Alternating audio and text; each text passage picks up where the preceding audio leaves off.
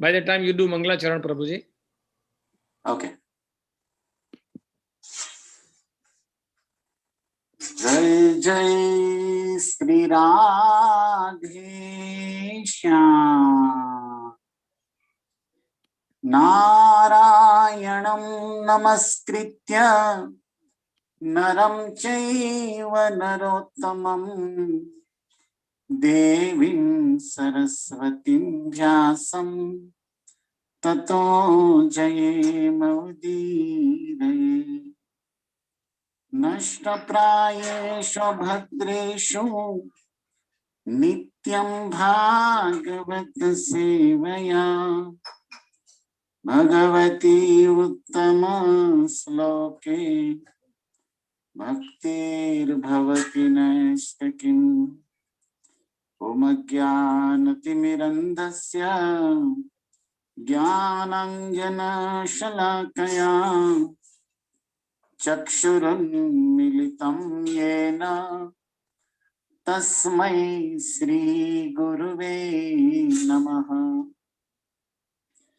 श्रीचैतन्यमनोभीष्टं स्थापितं येन भूतले स्वयं रूप कदा मह्यं ददाति स्वपदान्तिकम् वन्देऽहं श्रीगुरो श्रीयुतपदकमलं श्रीगुरोन् वैष्णवंश्च श्रीरूपं साग्रजातं सहगण रघुनाथान्वितं तं सजीवं साद्वैतं सावधूतं परिजन सहितं कृष्ण चैतन्य देवं श्री राधा कृष्ण पदा सहगण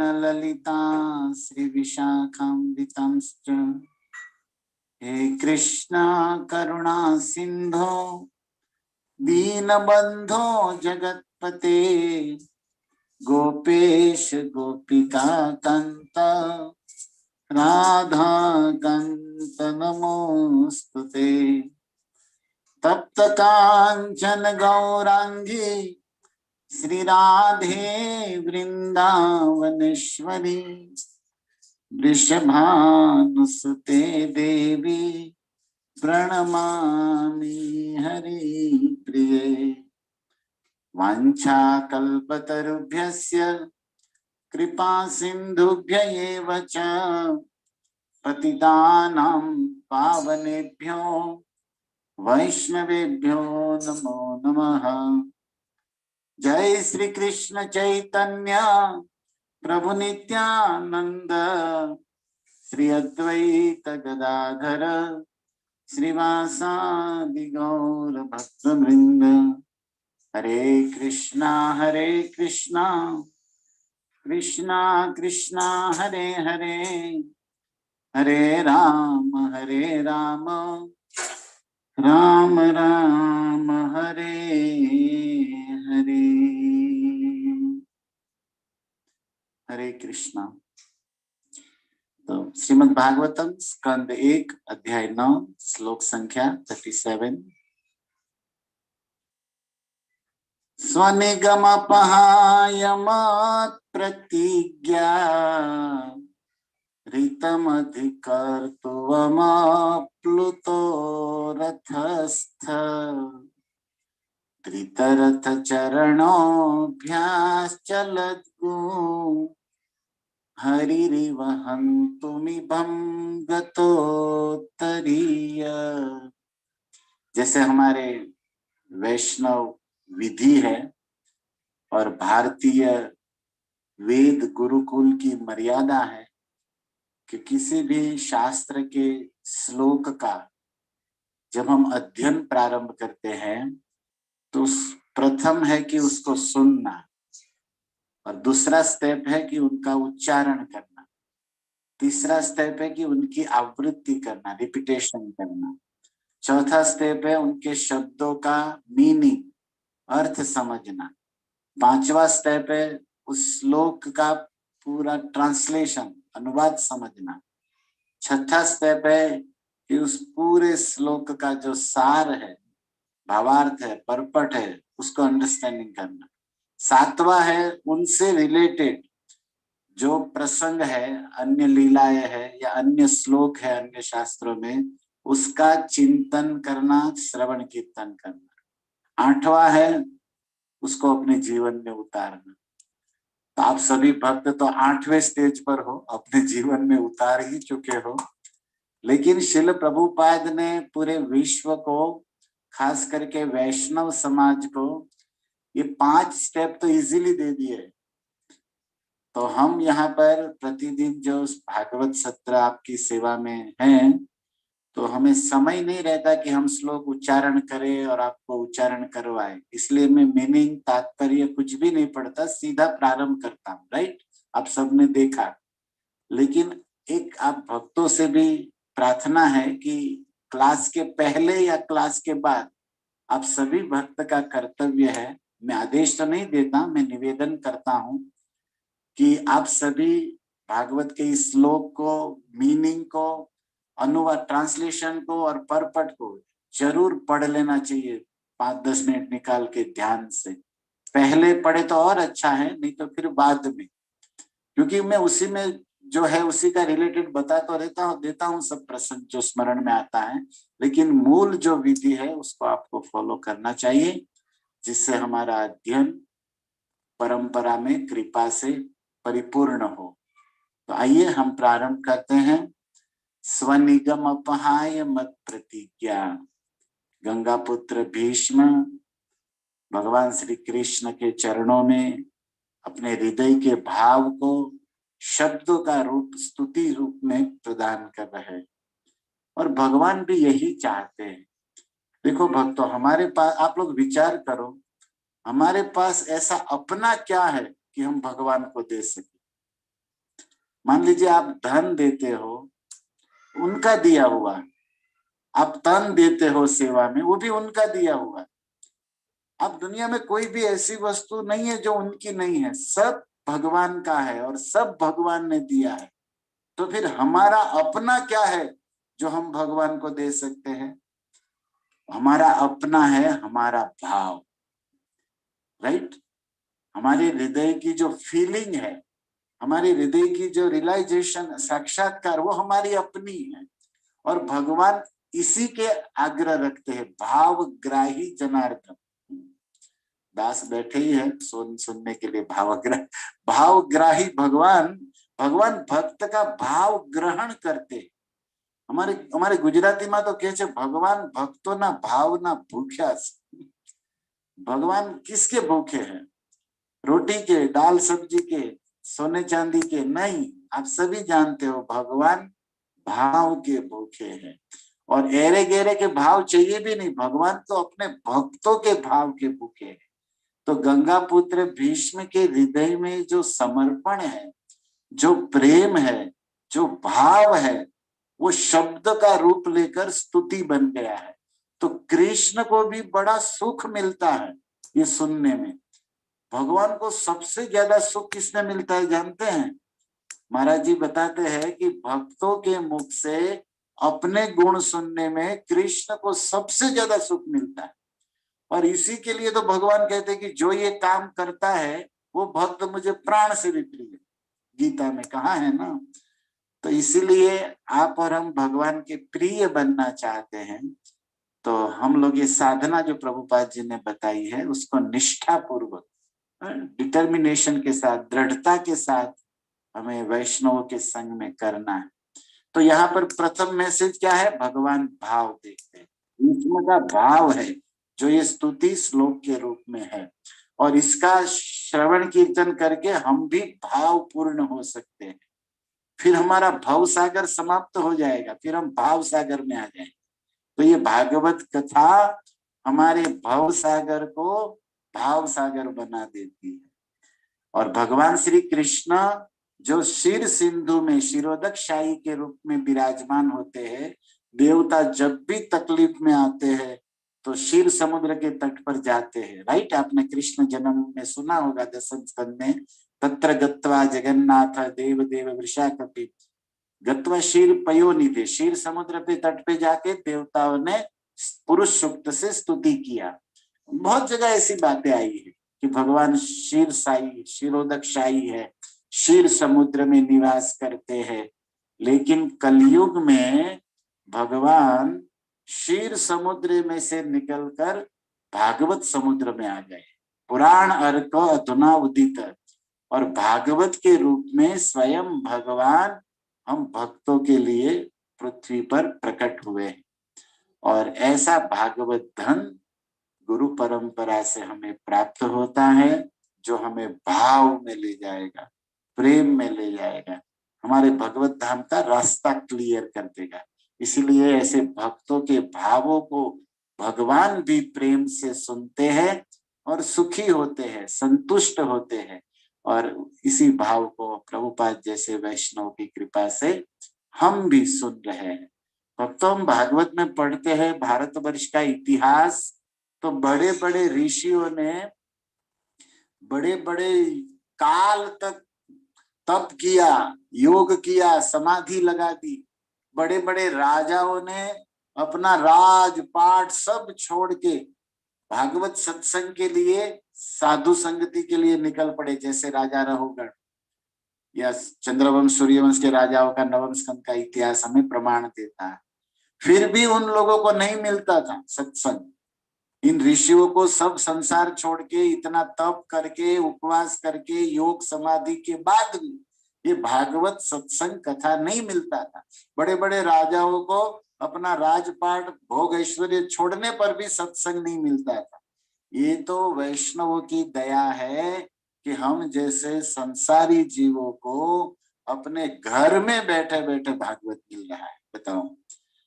और इसीलिए हमारा एक दोष आ जाता है हम लोगों में। वो क्या है जानते हैं? जो वस्तु इजीली मिल जाती है ना, उसका हम फिर उपेक्षा करने लग जाते हैं। जो इजीली मिलता है ओके, ये तो होता रहता है, भागवत क्लास नथिंग। और फिर हम महत्व, मतलब ऐसे ही ये हमारा दुर्भाग्य हो जाता है। कलयुग का ये नियम है, अति परिचयात अवज्ञा। एक संस्कृत का सूत्र है कि जो इजीली और अति ओवर मिल जाए ना, तो फिर उसके प्रति हमारा रिस्पेक्ट नहीं रहता, उसके प्रति हमारा इम्पोर्टेंट महत्व नहीं रहता। लेकिन आपका हमारा महत्व या रिस्पेक्ट न रहे, उसके द्वारा क्या भागवत का महत्व घट थोड़ी जाएगा। भागवत के रस को तो सुखदेव जी जानते हैं, महादेव जानते हैं, उद्धव जी जानते हैं, और ऐसे भीष्म जैसे महाजन जानते हैं। और इसीलिए इस भागवत की परंपरा में जो है, उन्हीं को ये प्रसाद प्राप्त होता है। तो गंगा पुत्र भीष्म अपने भावों का एक के बाद एक समर्पण कर रहे हैं कृष्ण के चरणों में। तो स्तुति क्रम में आगे बढ़ते हुए इस श्लोक में भीष्म क्या कहते हैं? स्वनिगम अपहाय मत प्रतिज्ञा। भगवान श्री कृष्ण अपने भक्तों के इतने प्रेमी हैं, इतने स्नेही हैं, इतने समर्पित है, ये भी मान लो। भक्त समर्पित हो ना हो, लेकिन भगवान भक्त के समर्पित है, ये यथा माम प्रपद्यन्ते। तो भीष्म कहते उसका प्रमाण मैं हूं स्वयं। क्यों? स्वनिगम। भगवान स्व मतलब जो भी अपने मुख से बोलते हैं ना, वो निगम हो जाता है। निगम मतलब क्या? निगम मतलब वेद।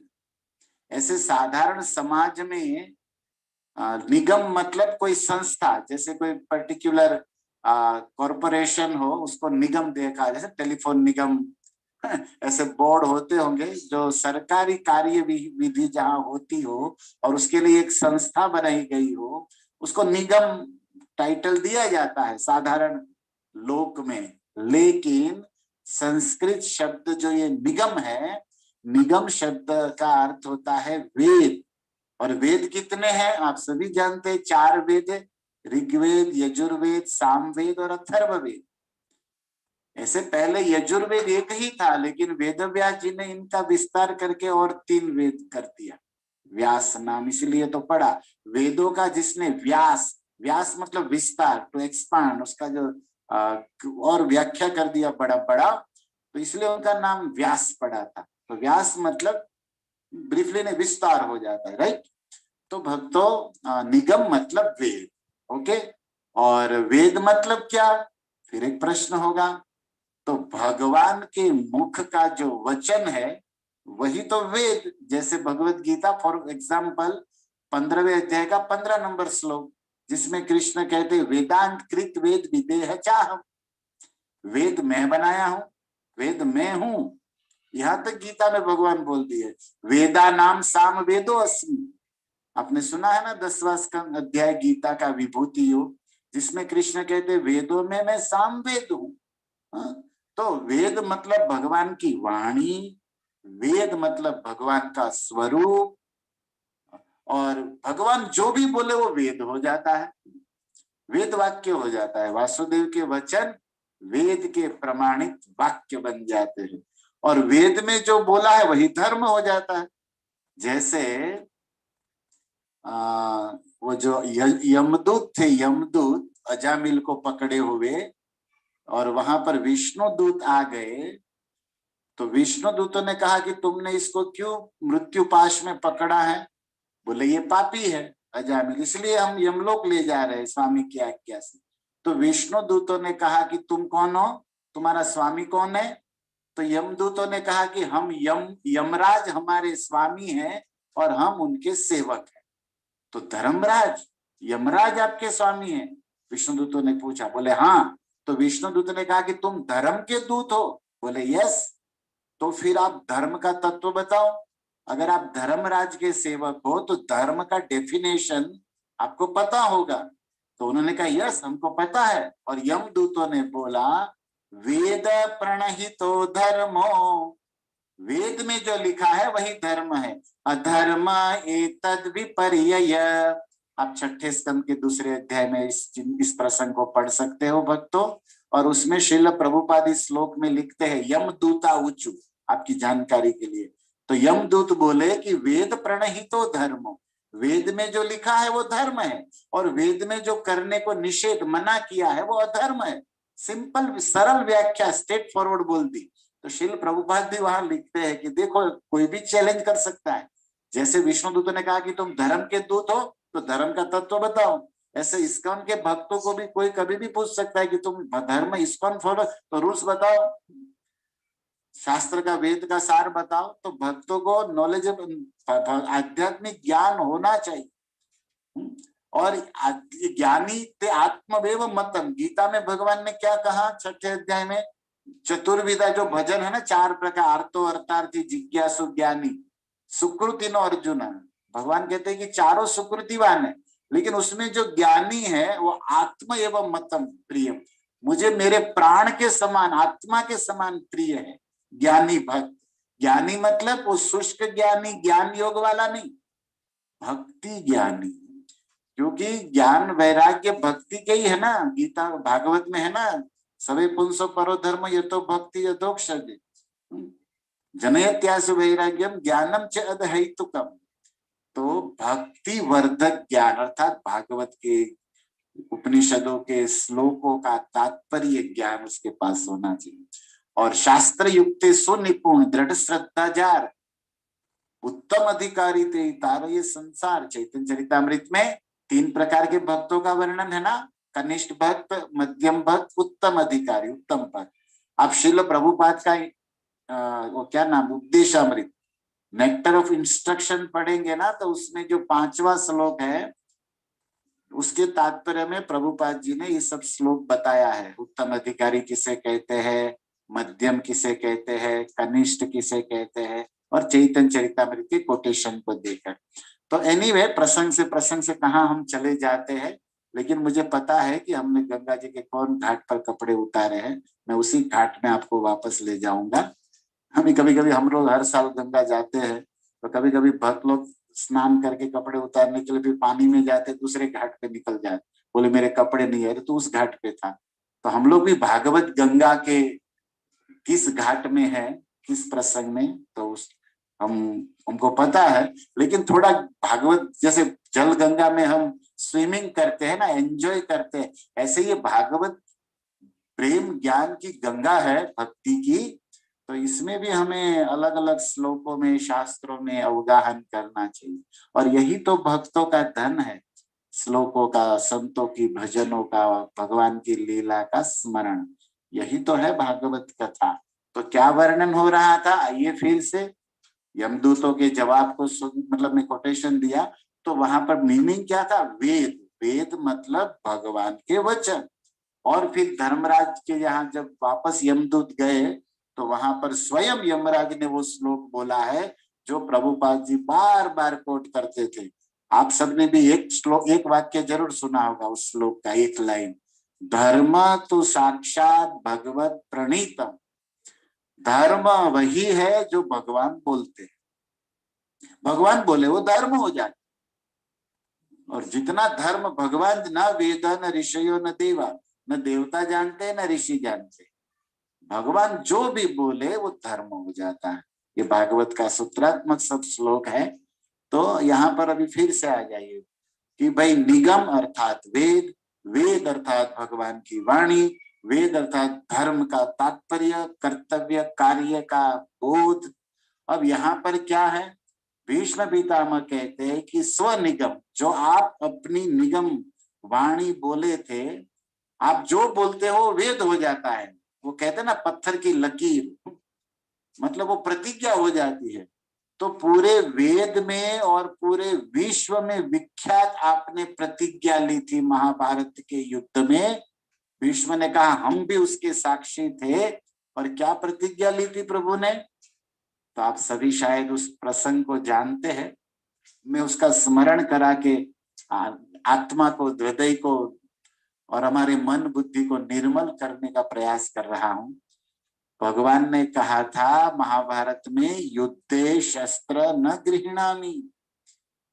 जब वो अर्जुन और दुर्योधन दोनों युद्ध निश्चित हो गया और भगवान से हेल्प लेने के लिए गए, क्योंकि दोनों के रिलेटिव थे, ये मामा के लड़के हो लगते थे अर्जुन के, और दुर्योधन के क्या लगते थे, दुर्योधन की तो वेवाई समधी लगते थे, क्योंकि दुर्योधन की पुत्री लक्ष्मणा और कृष्ण का, जाम्बुवंती का बेटा साम, ये दोनों पति पत्नी हैं।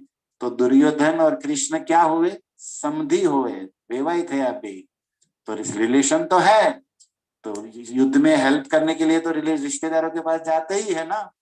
तो गए थे दोनों। आप सभी उस प्रसंग से तो परिचित है, लेकिन उस प्रसंग का जो सार है ना, उसको हमें आज स्मरण करना है।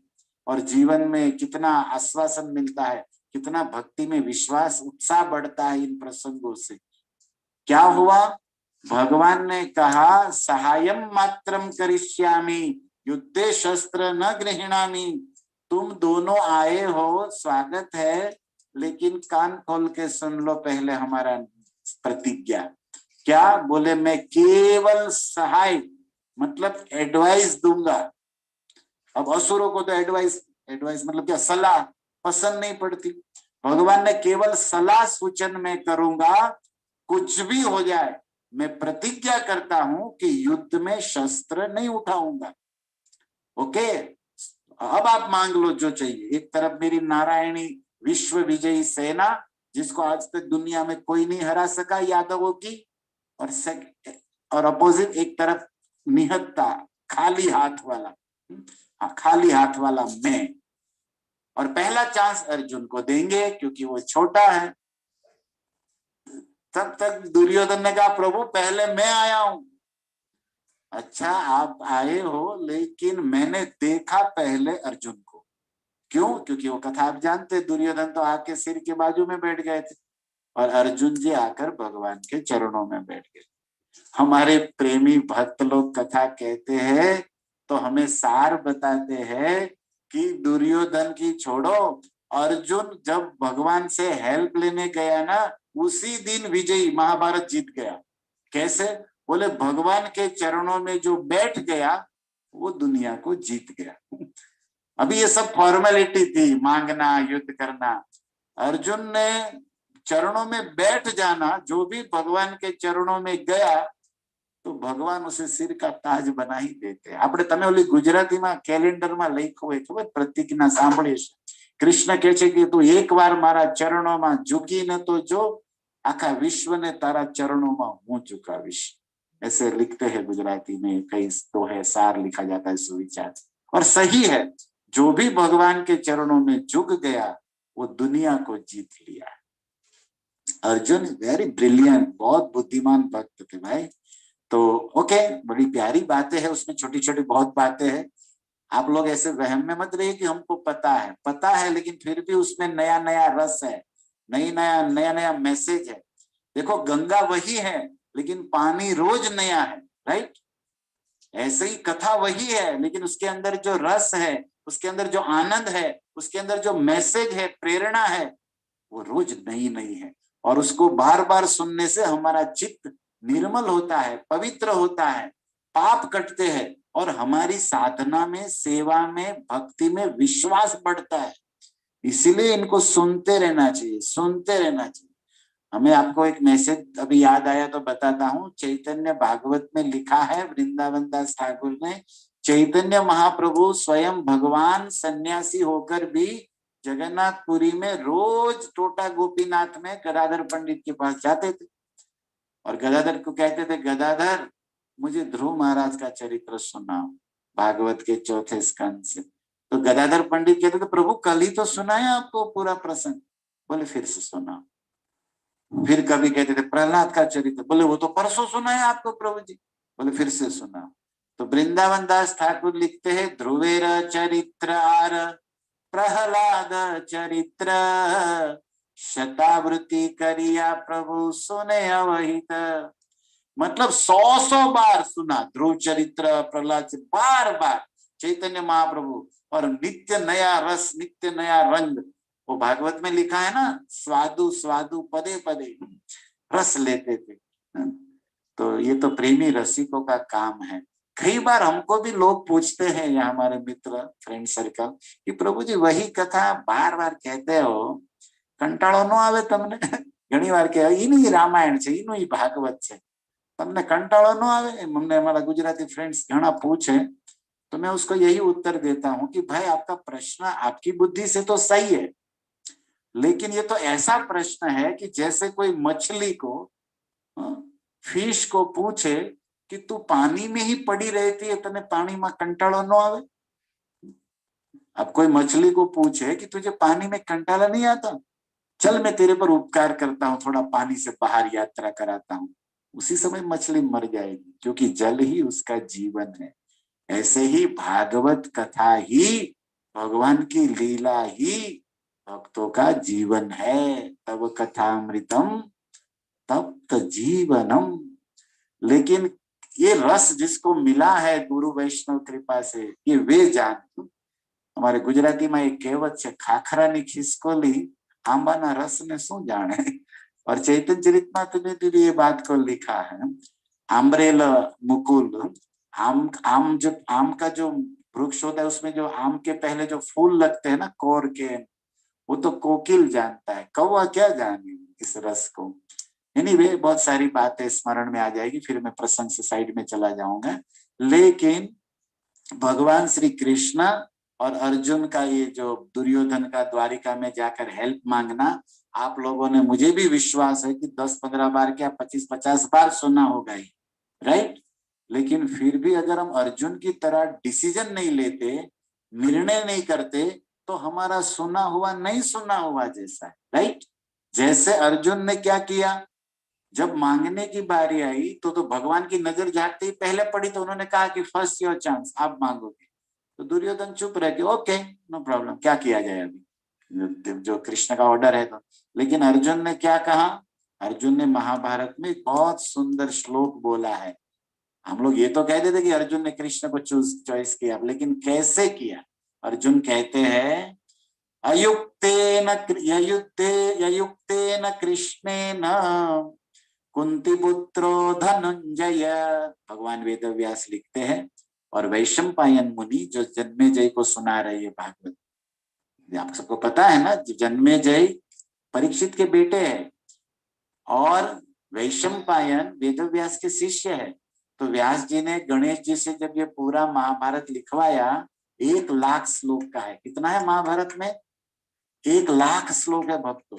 और ये 1 लाख श्लोक का जब गणेश जी से लिखवाया, और ये पूरे 1,00,000 श्लोक किसको पढ़ाया? वेद व्यास वैशंपायन मुनि को। और वो मुनि भी कितने मेधावी, कितने ब्रिलियंट, बुद्धिमान थे कि सब श्लोक उसको याद थे। तो जन्मेजय को ये महाभारत परीक्षित के बेटे को परीक्षित के स्वधामगमन के बाद सुनाते हैं, ऐसा इतिहास है, राइट।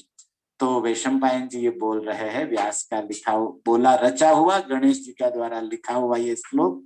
अयुक्तेन कृष्ण ने जब इस तरह बोला तो कुंती पुत्र धनंजय, कुंती का बेटा धनंजय बोला, अयुद्धेन रण संग्रामे वरया मास केशव।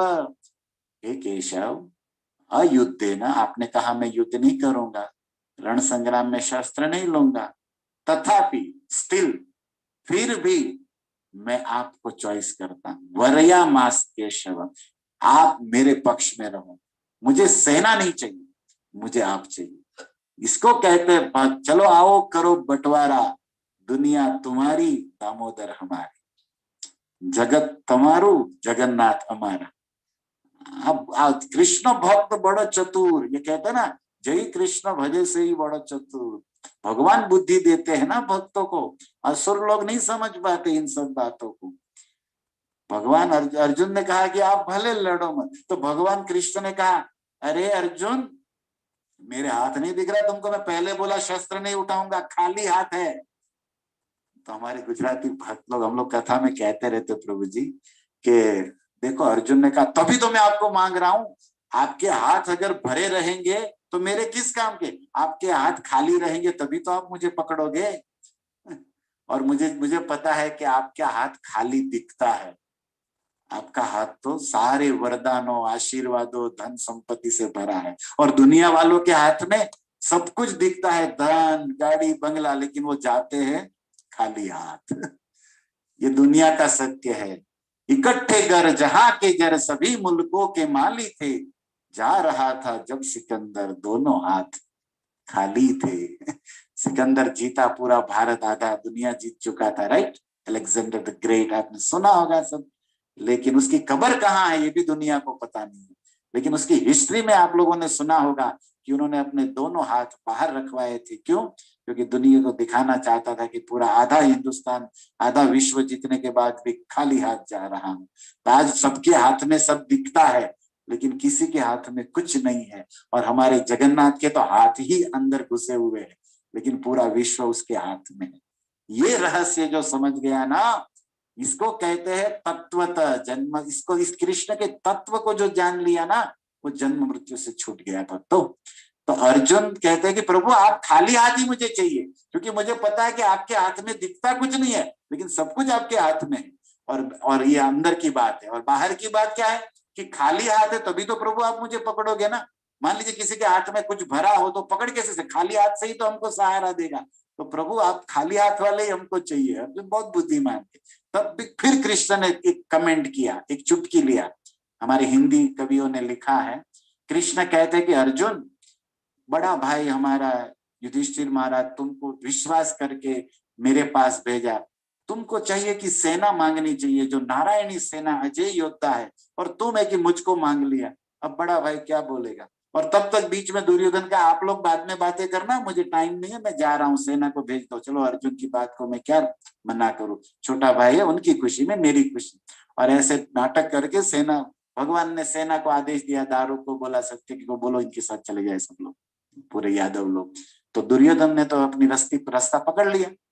तब कृष्ण कहते हैं कि बड़े भैया को क्या जवाब दोगे अर्जुन, अब तुम हमको मांग कर बैठ गए हो। तब अर्जुन कहते हैं कि नहीं प्रभु, मुझे विश्वास है भाई भी खुश होंगे। तब कृष्ण कहते हैं, क्योंकि कृष्ण सखा है ना, सखा के साथ तो मजाक होता है, फ्रेंड में तो कॉमेडी होता रहता है ना। तो कृष्ण कहते हैं कि हार तेरी निश्चित होगी। अर्जुन तू सेना नहीं लिया ना और मुझको लेके बैठ गया, अब सुन ले मेरा वचन, हार तेरी निश्चित होगी। और हार होगी तो तू उदास रहेगा, क्योंकि जो हार जाता है वो उदास रहता है ना। हार तेरी निश्चित होगी और हरदम रहेगा तू उदास। क्यों? क्योंकि माखन तो दुर्योधन ले गया और छाछ बची तेरे पास।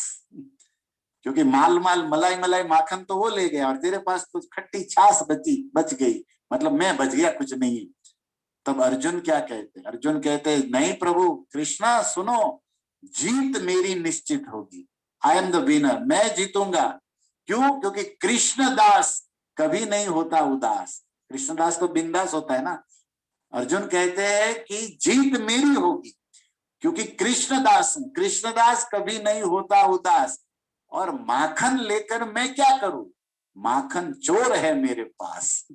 दुर्योधन भले बेटा माखन ले गया हमारा बड़ा भाई, लेकिन माखन को चोरी करने वाला तुम तो मेरे पास हो ना कृष्ण, मुझे क्या चिंता है। इसलिए हमारे वृंदावन में कहते हैं जय जय श्री राधा रमण, जय जय नवल किशोर, जय गोपी चित्त चोर प्रभु, जय जय माखन चोर। रसखान का हमने 2-3 दिन पहले आपको जिक्र किया था, याद किया था। रसखान जी ने भी लिखा है, का कोई बिगाड़ सके चोर लबार, माखन चाखन हार है राखन हार। दुनिया में हमारा कोई क्या बिगाड़ सकता है जब माखन चखने वाला हमारा रखनहार मतलब रखने वाला है। तो ये सब भक्तों की बातें सुन के आनंद मिलता है और विश्वास भी बढ़ता है और शंकाएं सब चली जाती है। तो बहुत सुंदर लीलाएं हैं। तो कृष्ण देखो यहाँ पर चुटकी, लेकिन कृष्ण को झुकना पड़ा। अर्जुन ने कहा डोंट वरी, मुझे पता है माखन चोर मेरे पास है, तो क्या चिंता है। और अर्जुन कहते हैं, हमारे परम पूज्य राधा गोविंद गुरु जी महाराज सुनाते थे, अर्जुन ने कहा कृष्ण को महाभारत में, हे केशव आप मेरे पक्ष में रहो, मेरे रथ की बागडोर आप संभालो, और मुझे विश्वास है अगर कृष्ण तुम साथ हो ना तो ये मनुष्य लोग, ये क्षत्रिय क्या है, मैं देवराज इंद्र को भी जीत सकता हूँ, स्वर्ग को भी जीत। अगर कृष्ण तुम साथ हो तो क्या दिक्कत, आई नो वेरी वेल, जब आप हो तो सब कुछ हमारा है। बस ये लीला तो आपने सुनी है, मैंने कुछ नई बात नहीं बताई, उसमें कुछ नया रस आनंद अपनी स्टाइल से जो कहा हो, लेकिन एसेंस सार क्या है, अर्जुन की तरह डिसीजन लेना कि कृष्ण हमारे इष्ट देव कृष्ण है। जो सब जगह घंटी बजाता है ना वो रह जाएगा। माम एकम शरणम ब्रज, ये है ना गीता का सार। कृष्ण ही, हम लोग का क्या है मालूम है, कृष्ण भी है, ये भी है, वो भी है। और अर्जुन क्या है, कृष्ण ही, only and one Krishna, nothing else, और कोई नहीं। बस जैसे चैतन्य महाप्रभु कहते मत प्राण नाथस्तु स एव, राधा रानी के भाव में, ना अपर, और कोई नहीं। मीरा कहती है मेरो तो गिरिधर गोपाल, दूसरों ना कोई, और हमारे तो 5-25 पड़े हुए हैं, इसलिए हमारी नैया दावाडोल है भाई। इसलिए आप लोग वहम में मतलब हमने सुना है, क्या अर्जुन की तरह डिसीजन लिया है, तब आप कह सकते हो कि हमने सुना है। हमारे जीवन में होना चाहिए ये सब कथाओं को, इसीलिए रिपीट करना होता है ताकि हमें हमारा ज्ञान जो है वो दृढ़ स्थिर हो जाए, स्टेब्लिश हो जाए पूरा दृढ़ता के साथ, तभी हम जीवन में भक्ति पथ में प्रगति कर पाएंगे और दूसरों को करा पाएंगे। राइट। तो यहाँ पर फिर से आ जाइए बात पर। अर्जुन और ये भीष्म को पता था, इसलिए भीष्म कहते हैं कि आपने बोला है कि मैं शस्त्र नहीं उठाऊंगा, और आप जो बोलते हो वेद हो जाता है, और आपने प्रतिज्ञा ली थी, निगम मतलब वेदवाणी पक्की, कि युद्धे शस्त्र न गृहीणामि, लेकिन हे कृष्ण आप मेरे लिए, फॉर मी, मेरे लिए, ऋतम अधिकर्तुम अप्लुतो रथस्थ, मेरी प्रतिज्ञा को सत्य करने के लिए आपने वेद विदित निगम में रची हुई आपने अपनी प्रतिज्ञा तोड़ दी। ऋतम मतलब सत्यम, अधिकर्तुम, मेरी प्रतिज्ञा को अधिक रखने के लिए आपने अपनी प्रतिज्ञा तोड़ दी। तो फिर हम भक्तों को प्रश्न होगा कि अभी ये तो हमने सुना कि कृष्ण ने क्या प्रतिज्ञा ली थी, कैसे ली थी, बराबर, लेकिन भीष्म ने कौन सी प्रतिज्ञा ली थी। भीष्म कहते मत प्रतिज्ञा ऋतम कर्तु, मेरी प्रतिज्ञा को सत्य करने के लिए, निगम अपहाय, जो वेद विदित आपकी प्रतिज्ञा अपहाय आपने तोड़ दी, अपहाय मतलब छोड़ देना, तोड़ देना, तो आपने वेद विख्यात अपनी प्रतिज्ञा शस्त्र नहीं ग्रहण करूंगा ये तोड़ दी। आज तक दुनिया क्या जानती, अर्जुन को बचाने के लिए तोड़ दी। नो, इट सेकेंडरी, ये बहिरंग कारण है, एक्सटर्नल रीजन है कि अर्जुन की प्रोटेक्शन रक्षा के लिए तोड़ दी। इटर्नल रीजन, इसका आंतरिक कारण, मुख्य कारण अब भीष्म क्लियर कर रहे हैं। भीष्म कह रहे हैं कि अर्जुन के लिए नहीं, आपने मेरे लिए अपनी प्रतिज्ञा तोड़ दी। तो दादा आपने कब और क्या प्रतिज्ञा ली थी? महाभारत में वर्णन है भक्तों कि भीष्म देव ने महाभारत के 8वें दिन ये प्रतिज्ञा ली थी कि कल युद्ध में कृष्ण को शस्त्र उठवाऊंगा।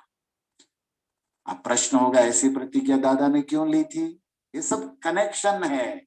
इसी तरह किसी भी बात को neat and clear and complete समझना है। हम लोग क्या है, सब जानते हैं लेकिन कुछ नहीं जानते। हरे कृष्णा कृष्णा कृष्णा हरे हरे, हरे राम राम राम हरे हरे। लेकिन ये सब गुरुदेव भगवान की कृपा है कि कोई भी पॉइंट, उसका लिंक आगे पीछे क्या है, किस स्टोरी से किस श्लोक से क्या कनेक्शन है, इस तरह जब भागवत दिया जाए तो भागवत जैसे हम भक्तों को तो महाराज कहते थे, उनके कुछ कुछ वाक्य है ना बाण की तरह हमारी छाती में जाते थे। महाराज कहते थे कि जैसे हमारी वेन, ये जो नस होती है ना जिसमें खून बहता है, भक्तों की नस में खून नहीं, भागवत बहना चाहिए। श्रीमद् भागवतम की जय। रोम रोम में भागवत रस बहना चाहिए। खून की जगह भागवत रस बहेगा तब जीवन सफल है। वो आभूषण है वो वैष्णव। और महाराज जी में हमने ये देखा है, पूरा आत्मसात किए हुए है भागवत। और उसी सिंधु का कुछ बिंदु दास आप भक्तों को परिवेशन, मतलब क्या सर्विस कर रहा है, बांट रहा है। एनीवे, सब प्रेरणादायक बातें हैं इसलिए मैं स्मरण कर रहा हूं। भीष्म कह रहे मेरे लिए। आपने कब प्रतिज्ञा ली थी और क्यों प्रतिज्ञा ली थी, तो मैं आपको संक्षेप में वो बताऊंगा भक्तों, जो महाभारत में है। उसके कनेक्टेड सब स्टोरियां है, लेकिन मैं समय को लक्ष्य में रखते हुए, एक्चुअली मैं हरिलीला प्रभु को कहा था कि 6 श्लोक बाकी है, 37, 38 दोनों आज ले लेंगे, 39, 40 कल लेंगे, और परसों शनिवार को है ना भीष्म अष्टमी है। आप वैष्णव कैलेंडर देखिए, और उसके अनुसार हमारा भारतीय वेद इतिहास शास्त्र क्या कहता है कि भीष्म देव ने उसी दिन प्राण त्यागा। उत्तरायण के दिन लोग बोलते, उत्तरायण के दिन तो उत्तरायण में सूर्य आया तब भीष्म प्रवचन कर रहे थे, और तब उन्होंने निर्णय ले लिया था कि मैं शरीर त्यागूंगा। लेकिन उसके बाद बहुत प्रवचन किया, स्तुति किया, और शनिवार जो ये अष्टमी आ रहा है, माघ महीने की शुक्ल पक्ष की अष्टमी, हमारे वैष्णव कैलेंडर, इवन इस्कॉन के कैलेंडर में भी आप देख लेना भक्तों, भीष्म अष्टमी शनिवार को है। और उस दिन हम भी भीष्म अष्टमी मनाएंगे, मतलब भीष्म देव की स्तुति को अंतिम चरण देकर समाप्त करके भीष्म देव को भगवान के धाम पहुंचा देंगे। तो लिंक बैठ गया, पूरा योगानुयोग हो गया। लेकिन अब जो जिस तरह मैं कथा कह रहा हूँ उस तरह तो अगली भीष्म अष्टमी आ जाए तो भी खत्म न हो। लेकिन मैं भी गुजराती हूँ, क्यारे पड़ी को वाली देव हमने खबर पड़ी जाए तो समय और लक्ष्य में लेके हम लोग मैं पूरा कर ही दूंगा। कई बार भक्त लोग हमसे एक समस्या भी कहते हैं कि प्रभु जी તમારો વાંધો जी છે તમે પૂરું નથી करता। तब मैं उसको यही उत्तर देता हूँ कि दुनिया में कौन है माई का लाल जो भागवत पूरा कर सकता है। शिव ब्रह्मा भी नहीं कर सकते तो ये जीव क्या कर सकता है। और भागवत की जहां बात है तो उसको थोड़ा भी कहो तो पूर्ण है। ओम पूर्णमदम पूर्णमिदम पूर्णात् पूर्णमुदच्यते। तो ये भागवत कथा है, अधूरी रखो तो भी पूरी है, और पूरी कर दो तो भी अधूरी है। क्यों? क्योंकि अनंत है। हरि अनंत, हरि कथा अनंत। हाँ, तो ये तो जब तक सूरज चांद रहेंगे, जब तक गंगा रहेगी, भागवत में पूरी कोई कर पाया है न कर पाएगा। इसमें तो नित्य नया नया रस, नित्य नया नया आनंद, जितना चाहो उतना विस्तार, और जितना समय के अभाव में उसको समाप्त। वैष्णव की इच्छा के अनुकूल भगवान चलते हैं। हरे कृष्णा कृष्णा कृष्ण हरे हरे, हरे राम राम राम हरे हरे। तो एक बार दुर्योधन भीष्म की शिविर में रात्रि में गया और रोने लगा, दादा पितामह प्रणाम, आओ वत्स आयुष्मान भव, ये आशीर्वाद रहता था महाभारत में भीष्म देव का। विजयी भव नहीं कहा कभी भी, मतलब जियो लंबे साल तक। तो भीष्म मजबूर थे, अभी उनकी उनकी समस्या है। बोले क्या आयुष्मान भव, भीष्म ये चिल्लाया, क्योंकि मंत्र राजा था ना, वो सेनापति को डांट बोल सकता है, भले पद में पितामह, उम्र में बड़े, लेकिन पोस्ट में और राजा है दुर्योधन और सेनापति है भीष्मदेव। तो उसको चिल्लाया, क्या बोला उसने, कहा कि आप दिल से नहीं लड़ते हो, अगर आप दिल से लड़ते पितामह भीष्मदेव तो दुर्योधन कहता है मुझे विश्वास है कि पांडव पहले ही दिन पांचों मर जाए, क्योंकि आप अजय योद्धा हो और आपको तो इच्छा मृत्यु है, कोई दुनिया में मार नहीं सकता, और मैंने आपके भरोसे युद्ध किया है और आप है कि बस क्या कर रहे हो, मेरे भाई रोज मर रहे हैं। पहले दिन भीम ने खाता खोला, 10 भाई को मारा था, 100 बेटे थे ना धृतराष्ट्र के, इनके 100 भाई 99। पहले ही दिन ओपनिंग बैट्समैन देखो 10 का लगा दिया, तो 10 भाई पहले दिन, दूसरे दिन 20, क्या एवरेज पकड़ता था और भीम ही मारते थे। भीम ने कह दिया था पांचों भाइयों को, चारों को, कि देखो ये 100 है ना, इसको मेरे हवाले कर दो, तुम दूसरे दूसरे को मारना, इन 100 को मैं मारूंगा अकेला। बस भीम का अपना चैलेंज था, तो मजला था ना भीम भाई। तो भीम कर्मा वृकोदर, माँ गीता में भी संजय बोलता है कि बड़ा काम करने वाला, इसलिए इसका नाम भीम है। पेट बड़ा नहीं था, काम बड़ा था भीम का। भीम की छाती बड़ी थी, पेट तो बहुत पतला था, लेकिन हम लोग समझते कि भीम मतलब पेटू होगा। हम लोग इंडिया में ड्रामा करते ना, महाभारत का कोई नाटक, तो उसमें भी जो मोटा भगत होता है ना उसको भीम बनाते, क्योंकि हमारी बुद्धि मोटी, यही समझते कि मोटा होगा तो भीम होगा। भीम मोटा नहीं था, उसकी चेस्ट बड़ी थी, उनकी भुजाएं बड़ी थी, उनका पेट तो एकदम पतला था। क्यों? क्योंकि उसके हृदय में, उसके पेट में वृक नाम की अग्नि थी, वो पत्थर भी खाए पिघल जाए। मोटा तो वो होता है जिसको चर्बी बढ़ती है, जिनका पचन नहीं होता, राइट? आयुर्वेद साइंस समझते हो आप लोग ना। तो भीम कर्मा वृकोदर, वृक नाम का उदर जिसके अग्नि है, संजय ये गीता में बोले हैं, और वो पौंड्रक नाम का शंख बजाया। गीता के प्रथम अध्याय के 17-16 नंबर श्लोक में ये सब बातें हैं। एनीवे, भीम जी ने कहा था, तो दुर्योधन क्या कहता है, अरे आप कर क्या रहे हो दादा, निश्चित है मेरे भाई रोज मर रहे हैं और उनका 5 में से 1 भी नहीं मरा, और आप रोज लड़ने जाते हो गंगापुत्र, आपको नहीं लड़ना है तो मना कर दो, मैं क्या करूं, आपके भरोसे युद्ध किया। अब दुर्योधन बेचारा चिल्ला रहा है, बात भी सही है उनकी, और आप दिल से नहीं लड़ रहे हो। भीष्मदेव ने कहा बेटा बात तो तेरी सही है, दिल तो पागल है, मतलब दिल तो उधर है, शरीर तेरे पास है, शरीर इस पक्ष में है। वास्तव में दादा का दिल तो जहाँ कृष्ण है, जहाँ अर्जुन है, धर्म के पक्ष में है ना। पितामह तो महाजन है, भक्त है, महाभागवत। तो दुर्योधन को हंसते हुए गंगापुत्र ने कहा बात तो तू सही कर रहा है, दिल तो उधर है, क्योंकि दिल तो पागल है, शरीर इधर है। अरे दादा तो मतलब हम लोग मर जाएंगे, आप कुछ नहीं करेंगे, आपको कुछ करना ही नहीं है। उस समय रात में पितामह भीष्म तीर होते हैं ना, जो बाण एरो, उसको ऐसे पत्थर पे तेज बना रहे, तो बहुत दुर्योधन रोया, बहुत चिल्लाया। तब भीष्म ने कहा देख बड़ा हो गया, शादी हो गई, रोना बंद कर। तो रोने रोए नहीं तो क्या करे, आप कुछ कर नहीं रहे हो, मैं भी कल मर जाऊंगा, मेरे 50-60 भाई तो ऑलरेडी मर चुके हैं, हम लोग 30-40 बचे, अभी 35 बचे, वो भी पासिंग मार के 35, फिर तो हम फेल है सब। तब इसने कहा ठीक है, ये बाण देख रहा है, कल अर्जुन नहीं होगा। भीष्म को इतना मतलब बोला, चिल्लाया दुर्योधन कि दादा को भी जैक लग गया, उसका भी खून खोल गया, क्षत्रिय आवेश। और उसने कहा कि दुर्योधन ये देख ये बाण, और 4 बाण, 5 बाण निकाले, बोले ये 5 बाण कल 5 पांडवों को रहने नहीं देंगे, एक तो निश्चित जाएगा, बस तू खुश रहे, चिंता मत कर। दुर्योधन अंदर से बहुत खुश हुआ कि चलो मैंने इतना चिल्लाया तो कुछ तो काम बना। अच्छा, और बोले दादा क्या है, बोले देखो ये बाण है ना, मुझे दे दो, मैं कल सुबह आपको दे दूंगा, क्योंकि इसी बाण से भीष्म ने कहा था कि कल अर्जुन मरेगा, और ये 5 बाण में से एक बाण तो जरूर एक पांडव का वध करेगा, और तुम चाहते हो अर्जुन का, मैं समझता हूं, इसलिए अर्जुन मरेगा।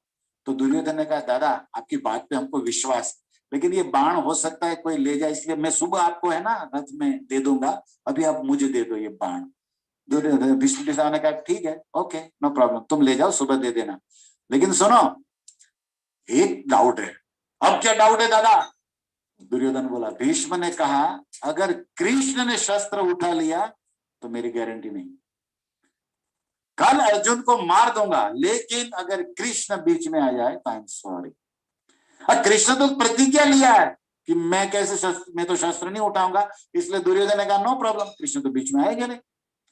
इसलिए दुर्योधन खुश थे एकदम बढ़िया से। और इधर कृष्ण सो नहीं पा रहे, आप सबको स्टोरी बताई थी ना।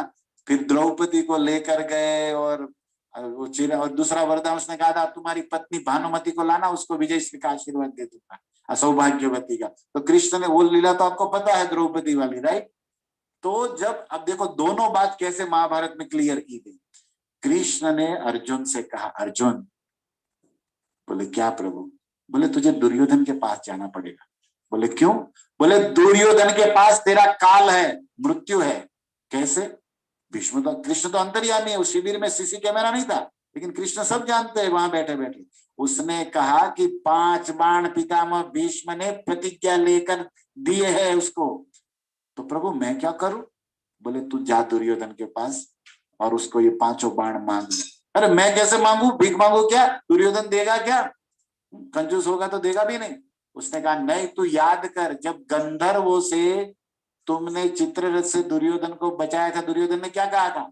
अब महाभारत में एक और स्टोरी है, वो दुर्योधन वो गंधर्व कन्या को फ्लर्टिंग किया था ना, छेड़खानी किया था, तो गंधर्व लोग आकाश से आए थे और सारे दुशासन को सबको दुर्योधन को बांध दिया, मारने के लिए तैयार हो गए। लेकिन युधिष्ठिर महाराज को मैसेज मिला वो वन में वनवास के समय, तो भीम और अर्जुन को भेजा था और भीम अर्जुन ने युद्ध करके चित्ररथ गंधर्व को हरा दिया और उसको कहा कि छोड़ दो इसको मेरे भाई को। तब दुर्योधन नीचे देख रहा था कि ये मैं इन लोग को बदनाम करने आया था, मैं पर ये लोग मेरी जान बचा। तो दुर्योधन उदार था ना, एकदम दिल वाला आदमी था, वो कोई कंजूस नहीं था, वो क्षत्रिय था, लड़ने ये सब सारा चीटिंग कराया ना दुर्योधन को, वो मामा शकुनी कराया। अब महाभारत का अध्ययन करोगे तो समझ, दुर्योधन कभी नहीं चाहता, वो तो सामने लड़ना चाहता था, लेकिन मामा जानता था कि सामने एक दिन में मर जाएगा। तो सब शकुनी करा रहा था ये सब सारी चाल, लेकिन यही मिस्टेक था दुर्योधन का और कर्ण का। इससे हिस्ट्री से हमें मैसेज मिलता है। अब देखो दुर्योधन कर्ण की क्या प्रॉब्लम थी? प्रॉब्लम ये थी कि उनके पास विदुर जैसा महात्मा, भीष्मदेव जैसे ज्ञानी पुरुष थे, फिर भी वो उनसे एडवाइस नहीं लेता था। और किससे लेता था? मामा शकुनी से। आप लोग भी अपने जीवन में निर्णय करिए कि हमें शकुनी जैसे से एडवाइस लेना है कि भीष्म और विदुर जैसे महात्माओं से जीवन में सलाह लेना चाहिए। सलाह वस्तु भी ऐसी है ना कि सब देना पसंद करते, लेना कोई पसंद नहीं करता, राइट। एडवाइस सब, अब देखो भारत में तो सब लोग एडवाइस ही देते हैं, आपके अमेरिका में मुझे पता नहीं, लेकिन ये एडवाइस देना जीव का, किसी भी छोटी छोटी बात में ऐसे नहीं ऐसे करो, ऐसे नहीं ऐसे करो, तो सलाह बहुत बिना मांगे लोग दे देते हैं। और सलाह देना सबको पसंद है, लेना किसी को पसंद नहीं। लेकिन सलाह का मोरालिटी, नीति क्या है जानते हैं? एडवाइस 2 जगह देनी चाहिए, नोट द पॉइंट। सलाह एडवाइस 2 जगह देनी चाहिए। एक, जो मांगे उसको देनी चाहिए। कोई आपकी राय लगी, प्रभु जी मैं ऐसा चाहता हूँ, क्या मैं ऐसा करूं कि नहीं, तो जो मांगे उसको दीजिए। और दूसरा, जो माने उसको दीजिए। हाँ भाई, लगता है कि आपका फ्रेंड है या आपका प्रति श्रद्धा रखता है और निश्चित वो मानेगा, अच्छा भक्त सज्जन है, तो दीजिए। लेकिन जो मांगे ही नहीं और जे माने ही नहीं, उसको दे के फायदा क्या? होगा भी नहीं कुछ रिजल्ट। यहाँ पर दुर्योधन सलाह लेता था मामा की, इसलिए मरा। हमें क्या मैसेज मिलता है कि हमें भी जीवन में शुद्ध सच्चे भक्तों की एडवाइस लेनी चाहिए। जो भक्त है लेकिन अभी शुद्ध नहीं है और थोड़ा कपट, थोड़ा क्रोध, थोड़ा पॉलिटिक्स करते रहते, उनको प्रणाम जरूर करेंगे, लेकिन उसकी एडवाइस नहीं ले सकते। हरे कृष्णा कृष्णा कृष्णा हरे हरे, हरे राम राम राम हरे हरे। ये महाभारत का ये हिस्ट्री बहुत सारी प्रेरणा देता है हम भक्तों को जीवन में, राइट। तो दुर्योधन को क्या हुआ? दुर्योधन ने उस समय अर्जुन को कहा कि अर्जुन मेरे से कुछ भी मांग ले, तूने मेरे प्राण बचाए है ना चित्ररथ गंधर्व से, तो तू मुझे कुछ भी मांग ले मैं दूंगा। तो दुर्योधन ने जब ये मतलब ये दिया वरदान कि कुछ भी मांग ले, तब अर्जुन ने कहा था कि समय आने पर मांग लूंगा, भ्राताश्री अभी मुझे कुछ नहीं चाहिए। अब अर्जुन तो भूल भी चुके थे, लेकिन कृष्ण सब जानते हैं ना। उसने कहा, देखा दुर्योधन ने तुझे बोला था ना, वो चित्ररथ गंधर्व वाला 5 बाण। बोले हाँ। बोले अभी कुछ नहीं मांगा था ना तूने? बोले अब मांग ले, वो 5 बाण लेके आ। अब दुर्योधन तो बाणों को है ना, वो तकिए के नीचे रख रहा है, उसको प्रणाम कर रहा है, दंडवत उसकी स्तुति करके बोले कल तो एक पांडव जाएगा। चलो, दादा फॉर्म में आ गया है भीष्मदेव। अब वो तो सोने की तैयारी, तब तक आए अर्जुन, क्योंकि रात में तो मिलते। अर्जुन ने कहा, प्रणाम भ्राताश्री। अरे अर्जुन, तुम अभी इतनी रात में? बोले आपने वो बोला था ना मुझे कि मैं जो मांगू वो देंगे चित्ररथ गंधर्व के रक्षा समय। अरे हाँ भाई, सब याद है, बताओ। बोले वो 5 बाण दे दो। तो दुर्योधन शॉक्ड हो गया, अरे बाप रे, तुमको कैसे पता ये सब स्टोरी? अर्जुन हंसते हुए कहते कि नहीं, मुझे सब पता, मेरे सब जासूस है। अभी जासूस कोई नहीं, एक ही है, द्वारिका वाला, सब जानता है। तो इस तरह बाण तो गए। अब दुर्योधन का टेंशन प्रॉब्लम फिर से बन गया कि वो सुबह में भीष्म मांगेंगे, दे क्या? लेकिन भीष्म को जब मैसेज मिला, बुलाओ बाण, बोले नहीं है। दुर्योधन का, सॉरी, आपको क्या बाण की जरूरत, आप तो दूसरे बाण बना लो, आप तो गंगा पुत्र, कुछ भी कर सकते हो। तब भीष्म वहां पर हंसते हुए महाभारत में कहते हैं कि ये सब उस कृष्ण की चाल है दुर्योधन। और रात में भी वो स्टोरी हो गई कि द्रौपदी को लेकर आया और सब चाल चला। और तूने मेरे साथ छल किया है ना, तो मैं गंगा पुत्र भीष्म ये प्रतिज्ञा करता हूं कि अर्जुन तो नहीं मरेगा, लेकिन कृष्ण तुझे कल शस्त्र उठवाऊं। तो महाभारत में ये दोनों स्टोरी, द्रौपदी वाली और ये अभी हमने सुनाई, इसके उपलक्ष्य में भीष्म ने चैलेंज, प्रतिज्ञा लिया। कौन सी प्रतिज्ञा? कि मैं कृष्ण को शस्त्र उठवा के रहूंगा। कृष्ण ने कौन सी प्रतिज्ञा ली थी? मैं शस्त्र नहीं उठाऊंगा। तो भीष्म यहाँ पर आज अंतिम समय में रोते हुए कहते हैं, गंगा जमुना आंखों से बह रही है, और कृष्ण को हाथ जोड़ के भीष्म कहते हैं कि हे केशव, आपने मेरी प्रतिज्ञा रखने के लिए आपने अपनी प्रतिज्ञा तोड़ दी थी। और दुनिया वाले क्या कहते हैं? अर्जुन को बचाने के लिए। अरे अर्जुन को तो आप रथ पे खड़े खड़े भी बचा सकते हो, लेकिन आपने रथ से कूद गए और वो चक्का, पैड़ा जो गार्डन जो था रथ का, वो सुदर्शन चक्र बना दिया मेरे सामने। वो दुनिया कहती है अर्जुन को बचाने के लिए, लेकिन नहीं, मैं जानता हूं आपने शस्त्र उठा लिया महाभारत में। क्यों? क्योंकि मैंने प्रतिज्ञा ली थी कि कृष्ण को शस्त्र उठवाऊंगा। तो आपने अपनी प्रतिज्ञा तोड़ दी और मेरी प्रतिज्ञा का मान रख लिया। ये कृष्ण, मैं आपको क्या कहूं, मैं कैसे आपके उपकार को भूलूं? मुझ जैसे अधम अपराधी जो आप पर बाण चलाया था और आपके भक्तों के विपक्ष में सामने की पार्टी में लड़ रहा हूं, फिर भी आप मुझे कितना समझते हो, कितना मानते हो कि आपने मेरी प्रतिज्ञा के लिए अपनी प्रतिज्ञा तोड़ दी। मैं ऋणी हूं। देखो भीष्म इस तरह याद कर रहे हैं, आप भक्तों को भी याद करना चाहिए। जीवन में ऐसी बहुत घटनाएं होगी, कितनी बार हम ट्रेन में, ट्रैवलिंग में, फ्लाइट में, कितने रोग आए, कितने एक्सीडेंट हुए, लेकिन भगवान ने हमको बचाया है कई बार, लेकिन हम भूल जाते। कोटि मुख से न जाए कहते प्रभु के एक एक उपकार। करोड़ों मुख से भी बोलोगे ना, तो भगवान के उपकार आप गिन नहीं पाओगे, इतना कृष्ण ने उपकार किया है। लेकिन हम उसी भगवान को भूल के भोगों में लग जाते, फिर भी भगवान हमें नहीं भूलते। जैसे भीष्म की प्रति भगवान नहीं भूलते, भगवान ने तोड़ दी। हमारे वृंदावन में भजन गाते हैं, प्रबल प्रेम के पाले पड़कर हरि को नियम बदलते देखा, अपना मान टले टल जाए भक्त का मान न टलते देखा। भगवान अपना मान टल जाए तो टल जाए, लेकिन अपने भक्त का मान भगवान कभी नहीं टालते हैं। ये भगवान का स्वभाव है। तो भीष्मदेव कहते हैं, रीतम अजि कर तुम अप्लुतो रथस्थ। रथ से आप कूद गए। देखो रथ से उतरे नहीं, अप्लुतो मतलब जंपिंग, मतलब भगवान को इतनी जल्दी थी कि रथ से उतरे नहीं, रथ से डायरेक्ट कूदे पृथ्वी पर। और जो रथ का पैड़ा था उसको हाथ में लिया, धृता रथ चरण चलत, और पृथ्वी पर गिरते ही एक रथ का चक्का पैड़ा पड़ा था, उसको भगवान ने उठाया। धृत रथ चरण, रथ का पैड़ा, धृत मतलब धारण किया, और चलत गु मतलब पृथ्वी, पृथ्वी के ऊपर भगवान दौड़े भीष्म को मारने के लिए। भीष्म याद करते हो सीन भी, लेकिन प्रभु उस दिन आपने मारा नहीं, मैं तो उसी दिन मरना चाहता था। जीवन का लाभ लेना, लेकिन आप तो रुक गए थे। लेकिन आप मारने के लिए दौड़े थे मेरे ऊपर, और ये भी आपकी करुणा थी। मारने आना ये भी कृपा है। मार भी राखवी जो इच्छा तुम्हारा, भक्त समझता है। तो भीष्म क्या कह रहे हैं, उस दृश्य को मैंने देखा है कि आप रथ का पैड़ा लिए हुए मेरी ओर मारने के लिए मुझे आ रहे थे। कैसे आ रहे थे, तो उसका एक उपमा, एक एग्जाम्पल दे रहे हैं। हरि इव हंतु, इभम, इभम मतलब एलिफेंट, संस्कृत में हाथी को इभम कहते हैं, और शेर को, लायन को हरि कहते हैं। तो हरि मतलब शेर जैसे हाथी पर कूदता है, तराप मारता है, ऐसे जंप करता है मारने के लिए। हरि व हंतु, हंतु मतलब मारने के लिए। जैसे हाथी को मारने के लिए शेर गर्जना करता हुआ उसके ऊपर जंप करता है, प्रभु आप शेर की तरह आ रहे थे मुझे मारने के लिए। और उस समय मैंने देखा था, भीष्म ने कैमरा बिल्कुल जूम किया हुआ है अपना, गतोत्तरीय, उत्तरीय मतलब दुपट्टा, जो ऊपर का खेस होता है ना, दुपट्टा कृष्ण का पीला पीताम्बर। गत उत्तरीय मतलब आप जब रथ से कूदे ना, तो दुपट्टा आपके शरीर से लहराता हुआ नीचे गिर गया।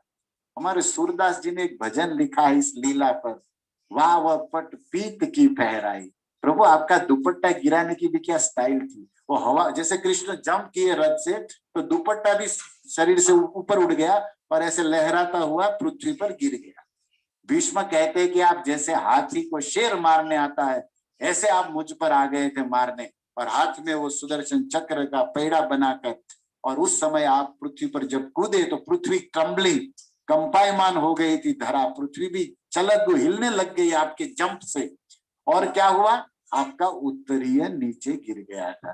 प्रभु हमने ये देखा है, ये सब आपकी करुणा है। तो बहुत सुंदर ये लीला है। मैं चाहता हूं कि आज के दिन आप सभी भक्त जो भीष्मदेव याद करते हैं ना, भगवान का दुपट्टा लहराते हुए गिरना, भगवान का वो रथ का पैड़ा लेते हुए भीष्म की ओर दौड़ना, जैसे हाथी को खाने मारने के लिए शेर दौड़ता है, और जैसे भगवान ने अपने भक्त की प्रतिज्ञा के लिए अपनी प्रतिज्ञा तोड़ दी।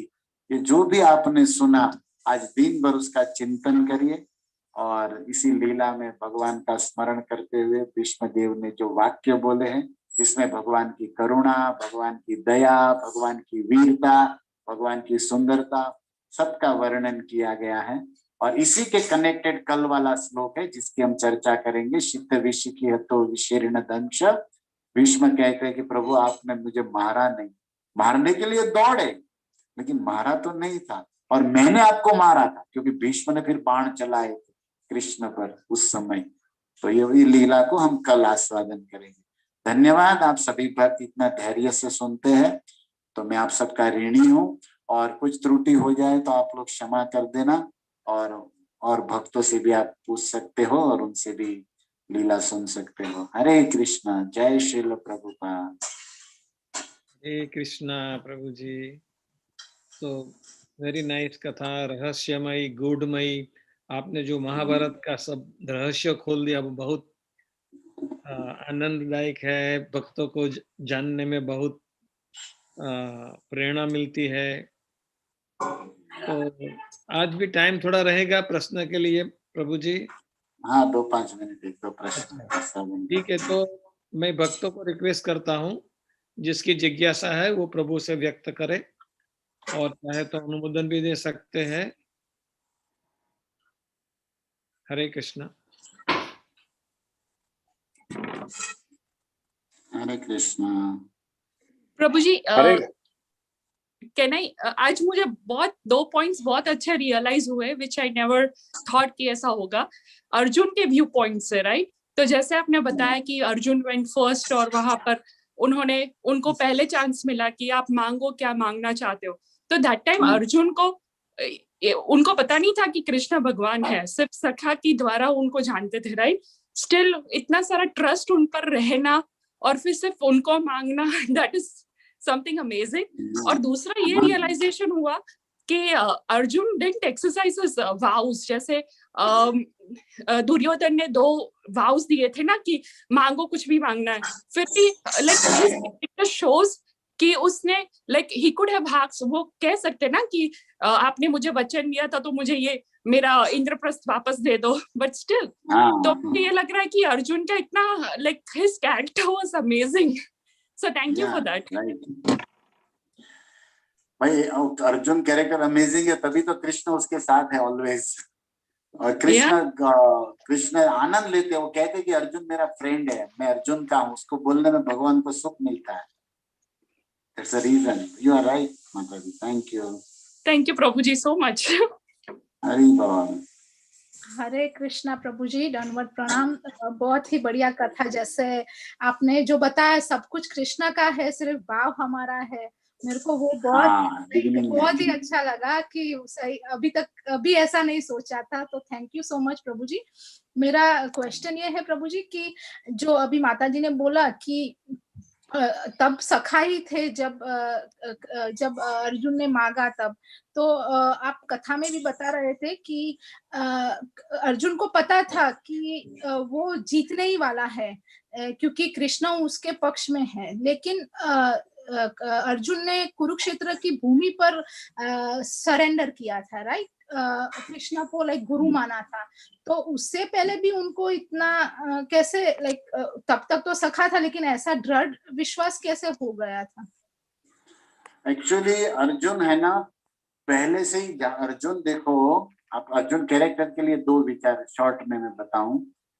जो अभी आपने कहा कि कुरुक्षेत्र की युद्ध भूमि में समर्पण किया, उसके पहले ही वो समर्पण कर चुका है।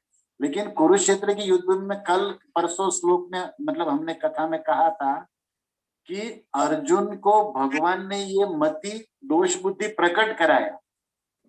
गीता के पहले अर्जुन ने जो भी कमेंट किया और मैं वध नहीं करूंगा और ये सब अपनी कमेंट्री सब दिया, तो वो कृष्ण की इच्छा थी, कृष्ण का, क्योंकि उसे भगवत गीता को पृथ्वी पे लाना था अर्जुन के माध्यम से। तो अर्जुन गीता में समर्पित करता है कि शिष्य से, फिर गीता चालू हुई, तो ये परंपरा से, राजर्षि की परंपरा में अर्जुन को माध्यम बना के कृष्ण को गीता लाना था। इसलिए कृष्ण ने अर्जुन को ऐसा डाउट कराया पहले और फिर सरेंडर कराया। ओके, लेकिन इसका मतलब ये नहीं कि उस समय ही समर्पित हुआ, अर्जुन पहले से समर्पित थे। और पहले से समर्पित थे, इसके क्या प्रमाण है, क्या प्रूफ है? इसका पहला प्रूफ तो आज जैसे चर्चा हुआ कि कृष्ण हमारे पक्ष में रहे, कोई पक्का जानते थे कि वो जीते, लेकिन इवन न जीते तो भी कृष्ण साथ में है, वो जीत गए। मतलब कृष्ण के साथ में रहना ही वो अपनी जीत मानते थे।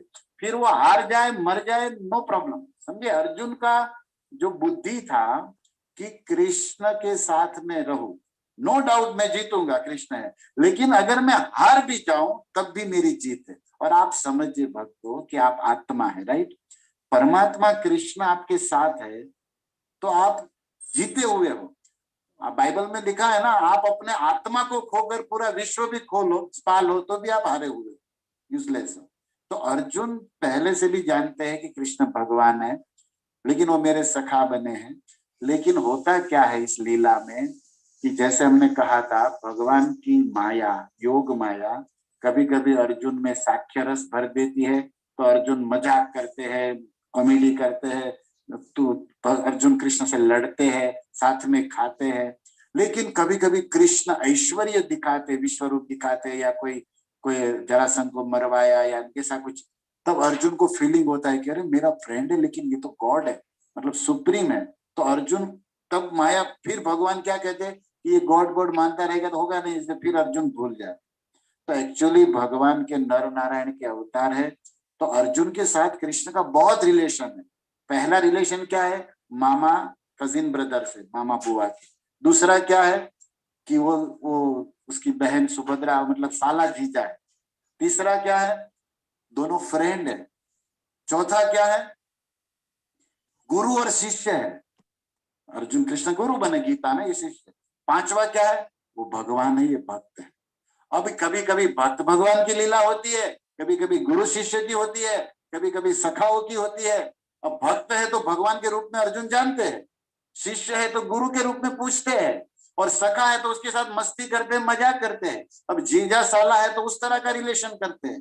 तो ये सब रिलेशन अर्जुन के साथ होने पर भक्त लोग थोड़ा डावाडोल हो जाते कि ऐसा क्यों, लेकिन all are okay. Okay, Hare Krishna. Hare Krishna, thank you so much प्रभु जी। ठीक हरे है, तो कृष्ण कल और परसों और भीष्म स्तुति चलेगा 7 to 8:15। मैं प्रयास करूंगा, थोड़ा पूरा कर ही दूंगा, 4 श्लोक है उसको। ओके, हरे कृष्ण प्रभु जी, बहुत बहुत ही बढ़िया क्लास हरे आपकी। Krishna, thank you. सभी को प्रणाम। हरे कृष्णा, हरे कृष्णा। हरे कृष्णा प्रभु जी, हरे कृष्णा। हरि बोल। તમે અમદાવાદ છો બાપુ કે ભોગી ગયા? બસ કાલે નીકળું છું, કાલે નહીં હું કથામાં, કાલે નીકળું છું। ઓ, શુભ યાત્રા, ચલો તમને હેપી જર્ની। ચોક્કસ ચોક્કસ, રાધા રાણી હા રક્ષા ચોક્કસ। કરે। ભોગી જાઓ, પછી મળશું। ત્યાંથી 2 દી પછી સાંભળજો, નેક્સ્ટ વીકમાં હા ક્યાંથી। 2 દી, હા એ જોઈશ, ટ્રાય કરીશ, એરપોર્ટ ઉપર ટ્રાય કરીશ, જોઈશ એવું થાય તો। Okay okay, Hare thank you, good journey, happy journey, તમને ગુડ લક, મળશું। હરે કૃષ્ણ પ્રભુ, થેન્ક યુ પ્રભુજી, થેન્ક યુ। હરે કૃષ્ણ, હરે કૃષ્ણ। પ્રભુ આવતા વર્ષે તમે આવવાની ટ્રાય કરો પ્લીઝ। હા, આવતા, હવે જો તમારું કઈ ખુલે એટલે મને કહો, એટલે હું અહીંયા લાઈનમાં જઈશ। બીજું હું તમે કહો છો। તમે તમારો ટ્રાય ચાલુ કરી દો, ખુલેલું છે તમારો, ટ્રાય ચાલુ કરો, ખુલેલું છે, તમે ટ્રાય ચાલુ કરો। અત્યારે ખુલેલું મતલબ શું, ઓલા એજન્ટ માટે પેલી એમ્બેસી ખુલ્લી છે અત્યારે ઇન્ડિયામાં? મને નથી ખબર। ના ના, ના ના, નથી. visitor વાળા- બીજી બધી તૈયારી કરો, તમારી બીજી બધી તૈયારી કરો। વિઝિટર ની નથી આપતા। ચાલો, કરશે રાધા રાની। हरे कृष्णा प्रभु, हरे कृष्णा, जय राधे श्याम।